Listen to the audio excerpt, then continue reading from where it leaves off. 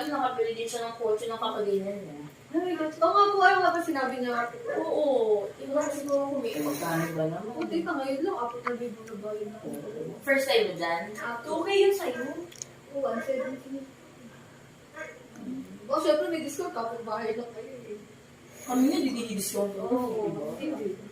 Hindi. Pero mabait yan si Jules. Saka, alam mo yung gawa niya, pulido talaga. Oo nga, sabi na nga doon. Okay na? Si Tagli ba yung nakita ko kanina? Oo, kanina. Nangyari sa atin dito. Kasi nung kailangan masipag ka din, or ano, diba? Dahil mahal ang cost of living eh. Oo nga. Pero Easy. better kesa dito. Ha? Binibidyo ko kayo. Binibigyan. Send ko kay JB. Wala ko dito. Hindi, joke lang. Galit yun. Hindi siya kung baka isipin ko eh. Ayun. Kahit na, ano siya. Ganun talaga, maliit lang ang mundo eh. Tsaka sa inyo yun. Kung baka sabi ko nga, iba naman yung sa samahan natin. Sabi ko nga po kayo sa parang yung pumutalit na kasi nga po eh. Baka pumutalit po siya. Tsaka syempre po eh, baka nakakaya din po sa jowa ko ni Baby na.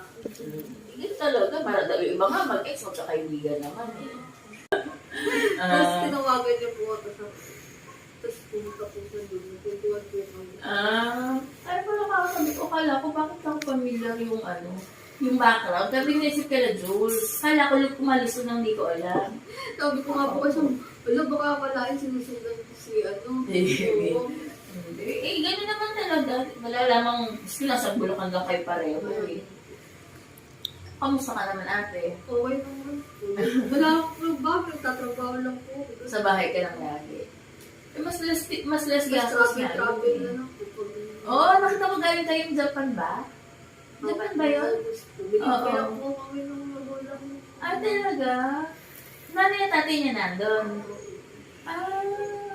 Kasama pala, paano sila yung nagpunta doon, kasama lang kayo? Okay. Ay, di. Bali yung pera sila natin. Parang libre lang po kami ng ticket doon para lang daw kung makapasyal kami.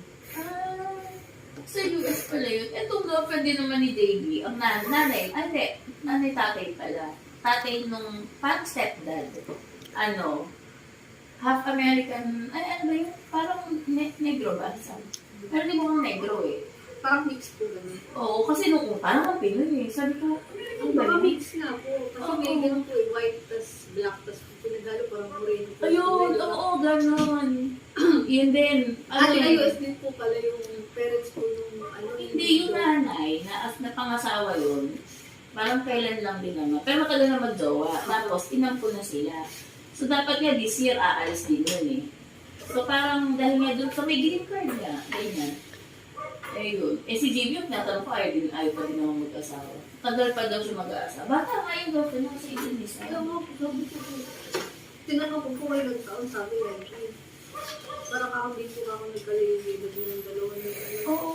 Sabi ko, tagal po po lang mag-gate yung David na. Oo. Hindi tinanong ko siya, ayaw. Hindi ba lang din mag-abroad yan? Ayaw pa din mag-asawa. Pagka tinatanong ko nga, mag-anak ka na lang po yan sa akin.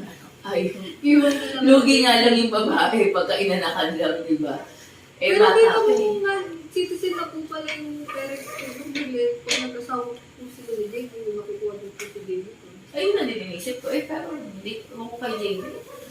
Malayo pa sa kanya yung pag-asawa. So, bakit sabi nga dinibig pala po ni Karen? Oo.